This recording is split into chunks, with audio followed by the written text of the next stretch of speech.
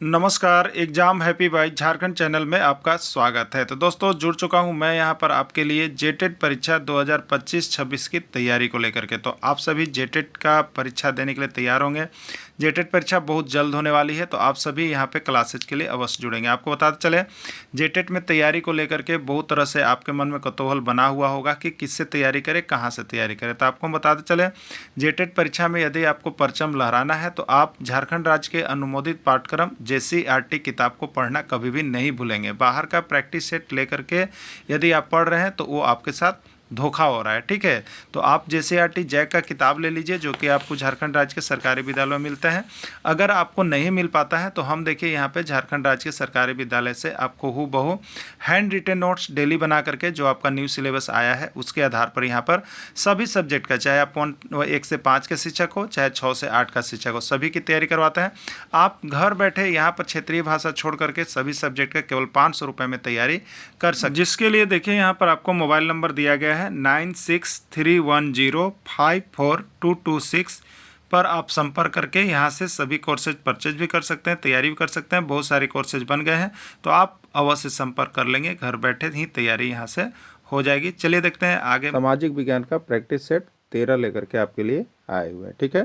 तो ये सामाजिक विज्ञान या भाषा शिक्षक की जो तैयारी कर रहे हैं उनके लिए यह वीडियो बहुत ही महत्वपूर्ण होगा, क्योंकि सामाजिक विज्ञान या भाषा शिक्षक दोनों का सिलेबस सेम है, ठीक है। तो सामाजिक विज्ञान के अंतर्गत यह प्रैक्टिस सेट 13 होगा। इसके पहले 1 से 12 तक नहीं देखें आप सभी कोई, तो इसका प्रैक्टिस सेट अवश्य देखिए, क्योंकि JCERT जैक के किताब के साथ साथ आपको इसमें ट्रिकी भी बहुत सारा प्रश्न ऐसा बताया गया है जिसमें आपको आज तक बहुत कन्फ्यूजन होगा, लेकिन इस वीडियो को जब आप देख लीजिएगा तो सारा कन्फ्यूजन आपका दूर हो जाएगा। आप बहुत अच्छा से सामाजिक विज्ञान या भाषा शिक्षक में आप अपना स्कोर बढ़ा सकते हैं और यहाँ पर जेटेट पास कर सकते हैं, ठीक है। तो सभी को जुड़ेंगे, जो नहीं जुड़े हैं वीडियो देखने के साथ ही मोबाइल नंबर दिया गया है, आप जुड़ जाएँ। चलिए, प्रश्न है, जहांगीर के बचपन का नाम क्या था, ठीक है। जहांगीर के बचपन का नाम क्या था? बदरुद्दीन, खुर्रम, सलीम या कोई नहीं, ठीक है। देखिए, सबसे पहले आपको हमने इसका और भी जो इसके पहले प्रैक्टिस सेट हुआ वहाँ भी आपको मिला होगा। मुग़ल शासक जो थे उनके बचपन का नाम याद रखने का ट्रिक आपको बताए थे, ठीक है। क्या ट्रिक था उसको एक बार फिर से आपको रिवाइज करवा देते हैं, जो नए होंगे उनके लिए। उसका एक ट्रिक था, देखिए, अब क्या है? अब खुश है साली जहाँ, ठीक है। या आप लिख सकते हैं, अब खुश साली जहाँ। कोई प्रश्न पूछा जाता है तब कहते तब खुश है, वही चीज़ याद रखिएगा, अब खुश साली जहाँ, ठीक है। इससे क्या बनेगा? तो इससे मुग़ल शासक का नाम बनेगा, बचपन का नाम इससे बन जाएगा, और यहाँ से एक प्रश्न आपका एग्जाम में आ जाता है, ठीक है। तो इससे कैसे होगा? ये अब से क्या है? तो देखिए, अब खुश है साली जहाँ, ठीक है। तो देखिए यहाँ पे आपका हो गया अब, अब, ठीक है। अब में अ से देखिए होगा अकबर, अब से होगा अकबर, और ब से होगा देखिए बदरुद्दीन, बदरुद्दीन, ठीक है। यानी याद रखिए, अकबर के बचपन का नाम बदरुद्दीन था, एकदम याद रख लीजिएगा। बहुत बार प्रश्न आया है और रटते रटते आप लोग थक जाते हैं, लेकिन याद नहीं होता है, ठीक है। लेकिन ऐसे आपको याद हो ही जाएगा, 1-2 बार लिख लीजिएगा, आराम से याद हो जाएगा, ठीक ना। तो अकबर के बचपन का नाम क्या था? बदरुद्दीन था, ठीक है।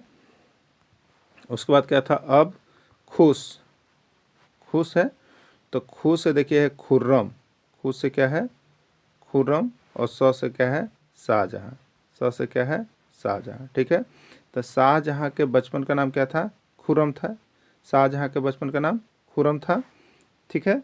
अब देखिए उसके बाद क्या था? साली जहाँ, है का कोई मतलब नहीं है, साली जहाँ, साली जहाँ, यही था ना। तो जहाँ से देखिए याद रखिएगा जहांगीर, जहाँ से याद रखिएगा जहांगीर, और साली में याद रखिएगा सलीम, साली से याद रखिएगा सलीम, ठीक है। तो जहांगीर के बचपन का नाम क्या था? सलीम था, जहांगीर के बचपन का नाम सलीम था, याद रख लीजिएगा। ये आपको यहाँ से बचपन का नाम, ये तीनों बार बार निकल के आया है, इसलिए हमने आपको इसके लिए एक ट्रिक बता दिया, जिससे कि तीनों का बचपन का नाम आपको याद रह सके, ठीक है। अब हमें उम्मीद है कि आपको इन तीनों के बचपन का नाम नहीं भुलाइएगा, ठीक है। तो हर चैप्टर में कहीं ना कहीं आपको कुछ न कुछ ऐसे बेसिक पॉइंट मिल जाते हैं जो आप हमेशा याद कर लेते हैं। और देखिए, सामाजिक विज्ञान पास करना बहुत टेढ़ा खीर हो जाता है, या भाषा शिक्षक के लिए जो हिस्ट्री सेशन, ज्योग्राफी सेशन है, क्योंकि देखिए यहाँ पे होता क्या है, कन्फ्यूजन बहुत ज़्यादा होता है, ठीक है। तो इसी कन्फ्यूजन को दूर करने के लिए हम लोग इस तरह से इसका तैयारी करेंगे सामाजिक विज्ञान का, तो आप समझिए कि 100% सामाजिक विज्ञान से आपका रिजल्ट हो रहा है, ठीक है। तो सामाजिक विज्ञान के लिए बहुत ही अच्छा हम आपके लिए सिलेबस तैयार किए हैं, और जितना पीडीएफ आपको जो न्यू सिलेबस दिया गया है वो भी आपका कंप्लीट हो रहा है एकदम टॉपिक बाई टॉपिक जेसीईआरटी किताब से, ठीक है। इसलिए आपको परीक्षा में जाने से पहले यहाँ से एक बार सभी पीडीएफ को पढ़ लेना होगा, आपको मोबाइल पर भेज दिया जाता है, ठीक है। न्याय की जंजीर के लिए इतिहास में कौन प्रसिद्ध है, जेटेट में आया हुआ है। न्याय की जंजीर के इतिहास के लिए कौन प्रसिद्ध है, ठीक है। तो अकबर है, बाबर है, जहांगीर है या औरंगजेब है, ठीक है। तो न्याय की जंजीर के लिए इतिहास में कौन प्रसिद्ध है, तो आप जानते हैं न्याय की जंजीर जहांगीर प्रसिद्ध है, ठीक है। न्याय के लिए कौन प्रसिद्ध है, जहांगीर न्याय के लिए प्रसिद्ध है। सर टॉमस रो और कैप्टन हॉकिंस किसके दरबार में भारत आए थे। सर टॉमस रो और कैप्टन हॉकिंस किसके दरबार में भारत आए थे। अकबर, बाबर, जहांगीर, औरंगजेब, ठीक है। अकबर, बाबर और जहांगीर और औरंगजेब, ठीक है। तो एक देखिए टॉपिक है सारे जहां से अच्छा, सारे जहां से अच्छा, सुने हैं आप सभी को। तो सारे जहां से अच्छा, ठीक है। तो सर टॉमस रो, ठीक है। सारे में यहाँ पे स से सर, टॉमस रो, ठीक है। किसके दरबार में, जहाँ तो जहांगीर, किसका, जहांगीर के दरबार में आए थे, ठीक है। और कैप्टन हॉकिंस भी किसके, जहांगीर के दरबार में आए थे। तो सारे जहाँ से अच्छा से याद कर लीजिएगा, ठीक है। सर टॉमस रो और सर टॉमस रो और कैप्टन हॉकिंस ये दोनों किसके दरबार में आए थे, जहांगीर के दरबार में आए थे। दोनों प्रश्न बहुत ही इंपॉर्टेंट है। सर टॉमस रो किसके दरबार में, जहांगीर के दरबार में। कैप्टन हॉकिंस दूसरे बार जहांगीर के दरबार में। तो दोनों ही जहांगीर के दरबार में आए हुए थे, दोनों प्रश्न आया हुआ है आपको। ईरान का नेपोलियन किसको कहा जाता है, नादिर शाह, अहमद शाह, पद्दम शाह या कोई नहीं, ठीक है। ईरान का नेपोलियन कहा जाता है नादिर शाह, अहमद शाह, पद्दम शाह, कोई नहीं, ठीक है। तो ईरान का जो नेपोलियन कहा जाता है वो आपका है नादिर शाह। ईरान का नेपोलियन कौन है, नादिर शाह को ईरान का नेपोलियन कहा जाता है। शाहजहां का बनाया हुआ तख्ते हाउस और कोहिनूर हीरा को लूटकर भारत से ईरान कौन ले लाया था, कौन ले गया बताइए। शाहजहां का बनाया हुआ तख्ते हाउस और कोहिनूर हीरा को लूटकर भारत से ईरान कौन ले गया था, नादिर शाह, अहमद शाह, पद्दम शाह या कोई नहीं, ठीक है। तो शाहजहां का बनाया हुआ तख्ते हाउस या कोहिनूर हीरा को कौन ले गया, तो नादिर शाह ले गया था, ठीक है। कौन ले गया था, नादिर शाह ले गया था। उरांव जनजाति के द्वारा कौन सी भाषा बोली जाती है, खोटा, कुड़ुक, नगेसिया या बिरहोर, कौन सा बोला जाता है, ठीक है। तो देखिए उरांव जनजाति के द्वारा सबसे अधिक भाषा जो बोली जाती है वो आपका है खोरठा। कौन सा है, खोरठा उरांव जनजाति के द्वारा भाषा बोली जाती है।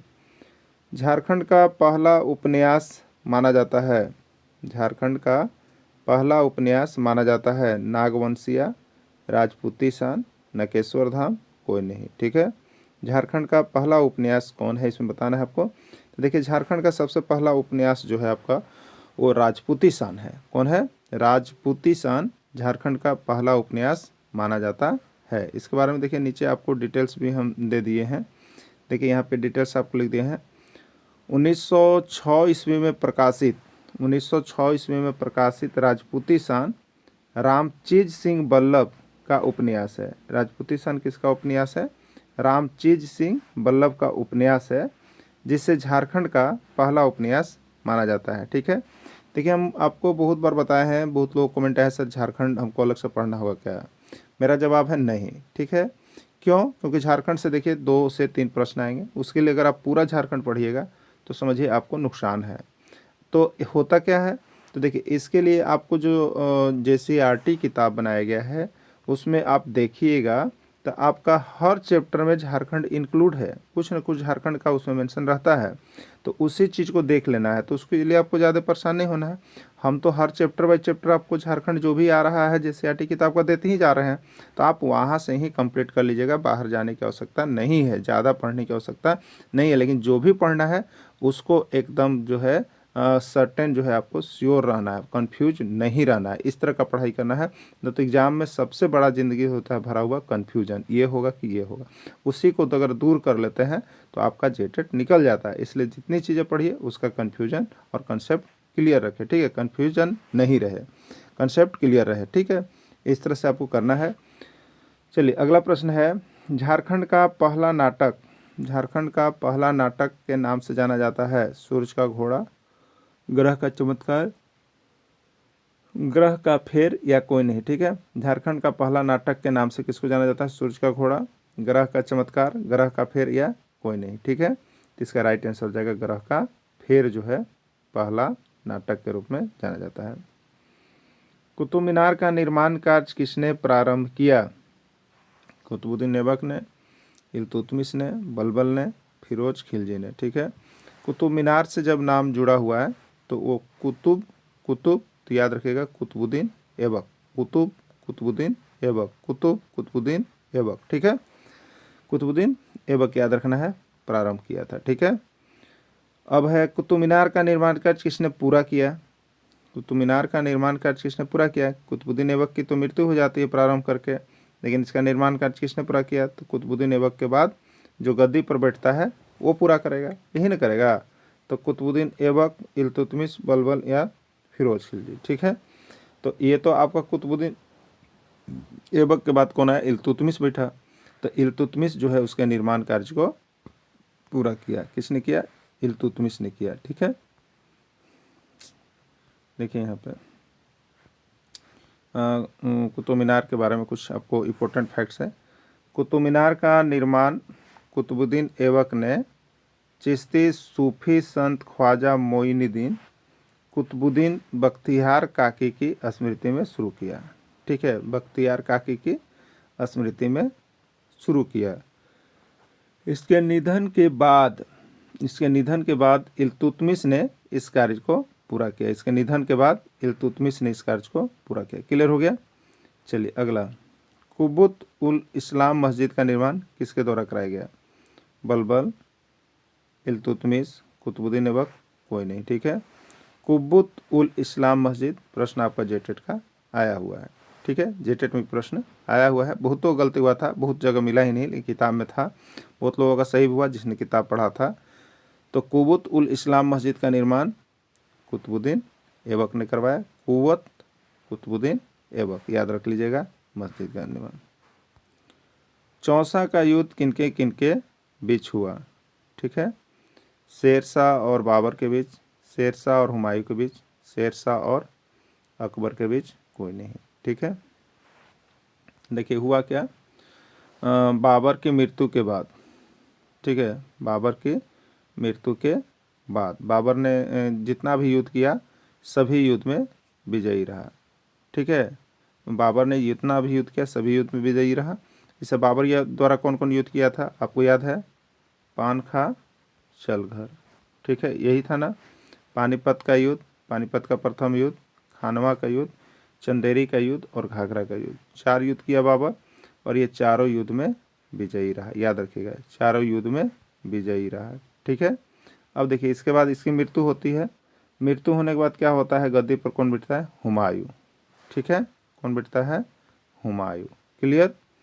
हुमायूं ने भी युद्ध किया ना, हुमायूं ने भी युद्ध किया, लेकिन ये ज़्यादा युद्ध में हार का सामना करना पड़ा। ठीक है, जिसके कारण इसको दिल्ली की गद्दी छोड़ना भी पड़ा था, लेकिन फिर दोबारा शासन किया और दोबारा इसका जो है यहाँ पर सिंहासन होता है ना। तो हुमायूं के द्वारा कौन सा युद्ध किया गया? ठीक है, तो इसके लिए देखिए एक ट्रिक है, देवरा चोर बासर। ठीक, तो देवरा से हो गया देवराय का युद्ध, क्या हो गया? देवराय का युद्ध। और ये चोर से चौसा का युद्ध, चौसा का युद्ध। बा से बिलग्राम का युद्ध, बा से क्या हो गया? बिलग्राम का युद्ध। ठीक है, और सर से सरहिंद का युद्ध। ये भी 4 युद्ध किया, ये भी 4 युद्ध किया। ठीक है, जिसमें यह युद्ध में क्या हुआ? हार हुआ। देवरा का युद्ध में क्या हुआ? समझौता हुआ। चौसा का युद्ध में हुमायूं का हार हुआ। बिलग्राम का युद्ध में हुमायूं का हार हुआ और इसके बाद यह भाग गया। ठीक है, ईरान इराक के रास्ते भागा अपना जान बचाने के लिए। और सरहिंद का युद्ध में फिर से यह विजय प्राप्त करते हुए दिल्ली पर अपना कब्जा किया और अपना जो है कि अभिषेक करवाया। ठीक है, तो यही शासक था, 2 बार करवाया है ना। तो इस तरह से आपको यहाँ पे देखिए देवराय का युद्ध, ये चौसा और बिलग्रीम जो है देखिए, एक है 1539 और ये है 1540 और यह है 1555 और यह है 1532। याद रखिएगा, मैंने चौसा का युद्ध और बिलग्राम का युद्ध 1539 1540 में है। ठीक है, तो यहाँ पे आपको याद हो गया होगा दोनों चीज़ कि देवरा चोर बसर। ठीक है, तो ये किसके बीच हुआ? तो ये हुमायूं और शेरशाह के बीच हुआ था। ठीक है, हुमायूं और शेरशाह के बीच हुआ था और इसमें हुमायूं की क्या हुई थी? हार हुई थी। ठीक है, हुमायूं की हार हो गया था और शेरशाह विजयी हो गया था। ठीक है, इसके तुरंत बाद देखिए आपको फिर जो है चौसा का युद्ध में हारने के बाद फिर जो है आपको बिलग्राम का युद्ध हुआ 1540 में। इसमें फिर हुमायूं का हार हुआ। हुमायूं के हार होने के बाद हुमायूं दिल्ली की गद्दी छोड़ के भाग जाता है। ठीक है, और यह फिर 15 साल बाद फिर से वापस आता है, फिर से वापस आता है। शेरशाह की मृत्यु हो जाती है, इसको पता चलता है कि शेरशाह अब नहीं है किसी के मार्फत से, तो अब यह जो है फिर से सोचता है कि हम जाके गद्दी करें, और वहाँ जाता है और अभियान करता है, युद्ध करता है और उसमें जीत करके सफलता हासिल कर लेता है। ठीक है, तो हुमायूं का सबसे बड़ा दुश्मन कौन था? शेरशाह था। उसके डर से ही वह कांपते रहता था। ठीक है, अब देखिए चलिए आगे।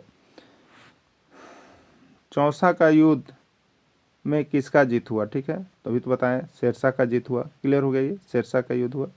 चौसा का युद्ध कब हुआ? अभी बताएं आपको 1539 ईस्वी। ठीक है, चौसा का युद्ध देवरा, ठीक है यही था ना, देवरा चोर बासर 1532, चोर से चौसा 1539, बिलग्रीम 1540 और सरहिंद 1555 में हुआ। ठीक है, 1555 याद रख लीजिएगा। क्लियर, चलिए। 40 दालों का संगठन तुर्कान ए चहलगाम का गठन किसने किया? ठीक है, 40 दासों का संगठन या तुर्कान ए चहलगाम का गठन किसने किया? इल्तुतमिश, बलबन, कुतुबुद्दीन ऐबक या कोई नहीं। ठीक है, 40 दासों का सगन चालीसा, इसका जो गठन है वो इल्तुतमिश के द्वारा किया गया था। ठीक है, इल्तुतमिश के द्वारा किया गया था, जिसको 40 दासों के समूह को चालीसा दल भी कहा जाता है। ठीक है, 40 दासों के समूह को क्या कहा जाता था? चालीसा दल भी कहा जाता है। चंगेज खा 1221 ईस्वी में भारत में किस शासक के समय आया? ठीक है, चंगेज खा, याद रखिएगा चंगेज खा, ये भी प्रश्न आपका पूछा गया है कि 1221 ईस्वी में भारत में किस शासक के समय आया था? इल्तुतमिश, बलबन, कुतुबुद्दीन ऐबक या कोई नहीं। ठीक है, तो चंगेज खा किसके समय आया? तो इल्तुतमिश के समय आया। ठीक है, किसके समय आया? इल्तुतमिश के समय आया। ठीक है, दिल्ली सल्तनत का कौन सा शासक सर्वप्रथम शुद्ध अरबी का सोना का सिक्का चलाया? दिल्ली सल्तनत का कौन सा शासक सर्वप्रथम शुद्ध अरबी का सोने का सिक्का चलाया? इल्तुतमिश, बलबन, कुतुबुद्दीन ऐबक या सभी। ठीक है, तो दिल्ली सल्तनत का कौन सा शासक था? तो दिल्ली सल्तनत का वह शासक जो था इल्तुतमिश था। ठीक है, कौन था? इल्तुतमिश था। ठीक है, चलिए अगला देखिए।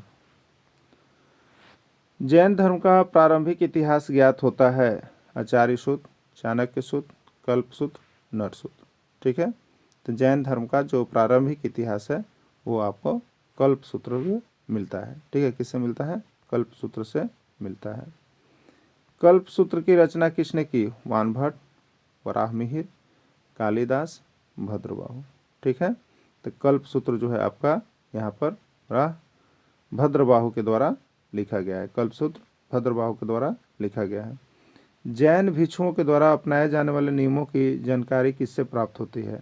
अचरांग सूत्र से, भगवती सूत्र से, कल्प सूत्र से या कोई नहीं। ठीक है, तो जैन भिक्षुओं द्वारा अपनाए जाने वाले नियमों की जानकारी जो है आचरांग सूत्र से प्राप्त होता है। कांचीपुरम का कैलाश मंदिर और महाबलीपुरम का समुद्र तटीय मंदिर का निर्माण करवाया है? किसने करवाया? देखिए कांचीपुरम वाला तो बहुत बार आया है, आपका जेटेट में भी आया है। ठीक है, कांचीपुरम का कैलाश मंदिर और महाबलीपुरम का समुद्र तटीय मंदिर, ये दोनों प्रश्न आपका पूछा हुआ है। ठीक है, चाणक्य, राजा नरसिंह वर्मन द्वितीय, चंद्रगुप्त विक्रमादित्य, कोई नहीं। ठीक है, तो कांचीपुरम का कैलाश मंदिर और महाबलीपुरम का समुद्र तटीय मंदिर, इसका जो निर्माण करवाए हैं वो है आपके राजा नरसिंह वर्मन द्वितीय। कौन है? राजा नरसिंह वर्मन द्वितीय ने कांचीपुरम का कैलाश मंदिर और महाबलीपुरम का समुद्र तटीय मंदिर का निर्माण करवाए हैं। पल्लव वंश में कितना हिस्सा कर के रूप में वसूला जाता था? टैक्स के रूप में पल्लव वंश में कितना हिस्सा वसूला जाता था? 1/2 हिस्सा, 1/4 हिस्सा, 1/6 भाग या 1/8 भाग। ठीक है, तो इसका राइट आंसर हो जाएगा 1/6 भाग जो था आपको कर के रूप में वसूला जाता था। इटखोरी कौन सा तीर्थ स्थल है? जैन धर्म, हिंदू धर्म, बौद्ध धर्म या सभी। ठीक है, देखिए इटखोरी तीर्थ स्थल जो है आपका चतरा में स्थित है, जो झारखंड राज्य का है। यह जो है आपको जैन धर्म, हिंदू धर्म, बौद्ध धर्म, यानी जैन धर्म के लिए, सनातन धर्म, हिंदू धर्म और बौद्ध धर्म तीनों के लिए जो है यह आपका मिक्सअप है। ठीक है, तो तीनों का यह तीर्थस्थल है। यहाँ जैन, हिंदू, बौद्ध तीनों के लिए तीर्थस्थल है। माँ भद्रकाली का मंदिर है, इसलिए यह जो है तीनों के लिए प्रसिद्ध है। इसका राइट आंसर डी होगा, सभी होगा। ठीक है, राइट आंसर डी होगा, सभी होगा। इटखोरी तीर्थस्थल किस जिले में स्थित है? गिरिडीह, चतरा, धनबाद या जामताड़ा। ठीक है, तो इटखोरी कहाँ पर है? चतरा जिले में स्थित है। ठीक है, इटखोरी चतरा जिले में स्थित है। तो देखिए अभी फिर झारखंड का आपका आ गया यहाँ पे। तो इस तरह से आपको JCERT किताब का हर चैप्टर बाय चैप्टर में झारखंड इंक्लूड है।